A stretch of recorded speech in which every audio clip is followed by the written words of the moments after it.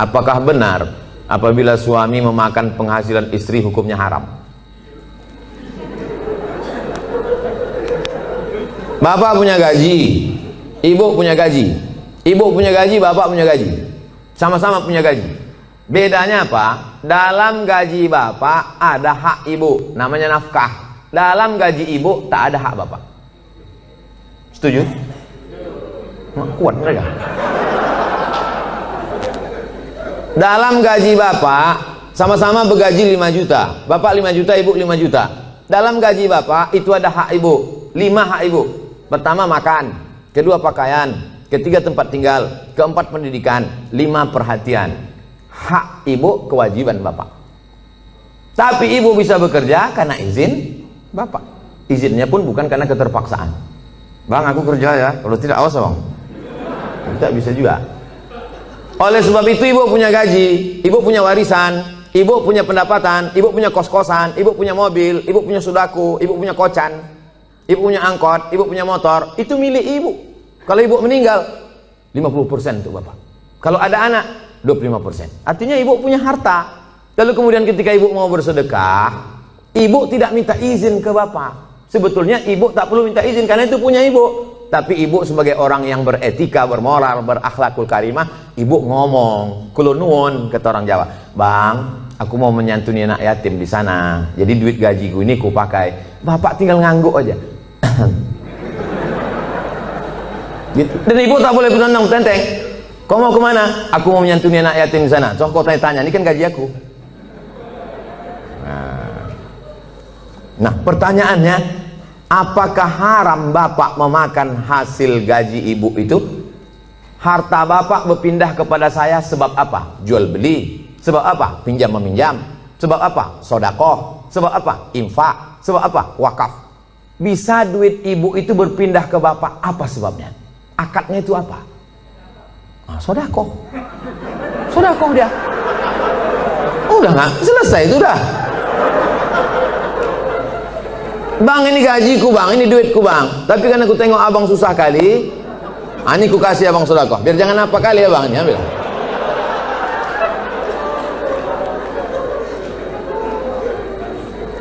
Assalamualaikum Ustaz. Semoga Ustaz sehat-sehat. Amin. Mau tanya Ustaz, apa hukumnya orang tua yang tidak mengakikahkan anaknya? Apakah masih bisa apa hukumnya orang tua tak mengakikahkan anaknya? Kullu mauludin, setiap anak yang lahir rohinatun, tergadai. Jadi kalau mobil kita tergadai, STNK BPKB kita gadai kan, setelah ada duit kita tebus. Maka anak kita ini tergadai. Bagaimana cara menebusnya? Tulbahu anhu yawma sabi'ihi. Sembelihkan kambing hari ke-7. Yuhlaku, cukurkan rambutnya. Wa yusama, kasih nama. Nama yang baik-baik. Siapa nama anak kau? Alan Nuari. Kenapa itu kau kasih? Lahir di jalan bulan Januari.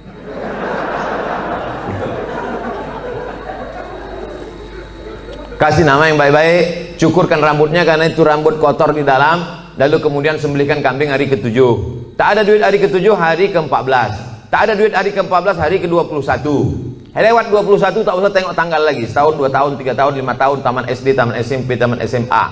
Tapi kalau dia udah semester 2, hanya potong kambing aja. Tak usah potong rambut lagi. Tak pula diayun pakai marhaban.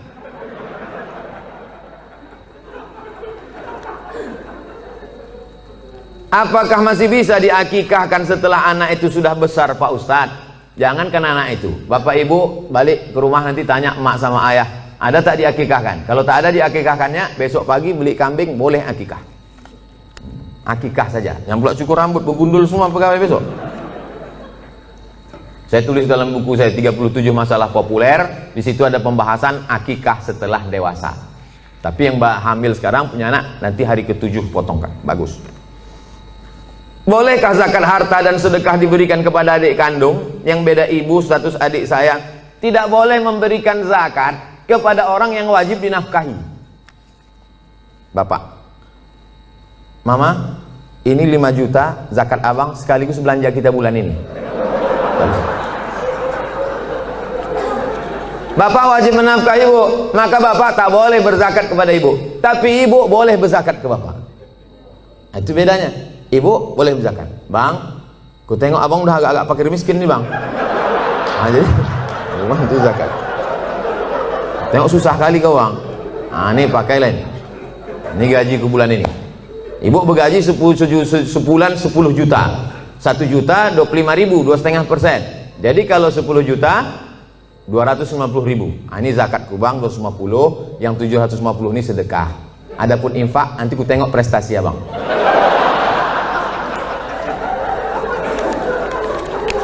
Nah, kaedahnya tak boleh berzakat pada orang yang wajib kita nafkahi. Tak boleh berzakat kepada anak, karena anak itu wajib kita nafkahi. Nah sekarang adik, apakah adik itu wajib kita nafkahi? Tidak. Yang wajib dinafkahi itu siapa? Istri, anak, cucu, mertua, orang tua, yang hubungan langsung. Itu yang wajib kita nafkahi. Orang yang tak wajib kita nafkahi boleh kita kasih zakat. Kalau kita bersedekah pada orang jauh, nilainya 1 sedekah. Tapi kalau kita bersedekah pada orang dekat, nilainya 2. 1 sedekah, 1 lagi silaturahim. Tapi banyak orang tak mau sedekah ke keluarga dekat. Kalau sedekah sama orang lain, kok kenapa tak sedekah sama saudara? Payah saudara nih Pak Ustadz, dikasih sikit-sikit kali kata dia. Bagaimana menghadapi suami yang berselingkuh?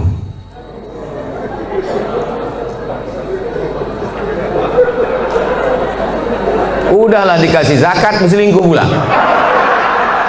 Ilaha illallah. Parah kali orang Medan ya. Ibu punya wali 6 orang. Jadi bukan ibu memanggil bapak itu dengan membawa centong sini bang, bukan gitu. Ibu punya wali 6 orang.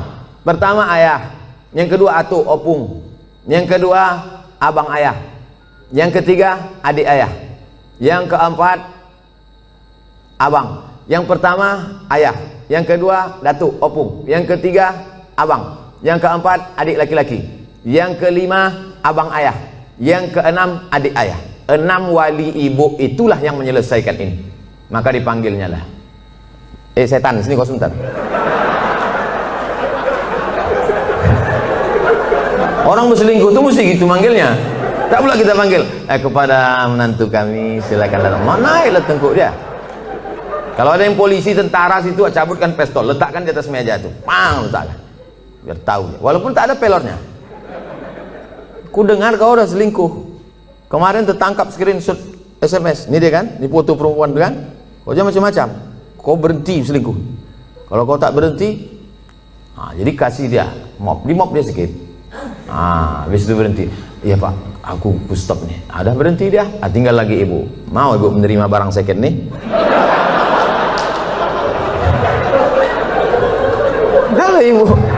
Kata ibu, Pak Ustadz, aku ikhlas menerima dia Pak Ustadz, tak bisa aku berpindah ke lain hati Pak Ustadz, terimalah dia. Tapi jangan sampai mulut ibu berkata bisa, tapi hati ibu tidak. Itu bahaya, lain di mulut, lain di hati. Ada lagunya itu. Kalau ibu berkata bisa, katakanlah bisa. Tapi kalau katakan tidak, katakan tidak. Karena banyak perempuan berkata mulutnya bisa, tapi pas begitu jalan bersama terbayang dia selingkuhan siapa sih. Itu menjadi masalah. Hidup ini singkat bu. Hidup ini singkat. Jangan sampai gara-gara ini terpengaruh kepada sholat ibu, ibadah ibu, kerja ibu. Oleh sebab itu pikirkan baik-baik. Kalau bisa, bisa. Ambil waktu agak seminggu, 2 minggu, 3 kali Jumat, aku berpikir dulu. Gimana? Selesai? Apa pendapat pandangan Ustadz terhadap pandemik COVID-19 yang sekarang terjadi dan bagaimana menyikapinya? Itulah yang kuceramahkan sejam tadi.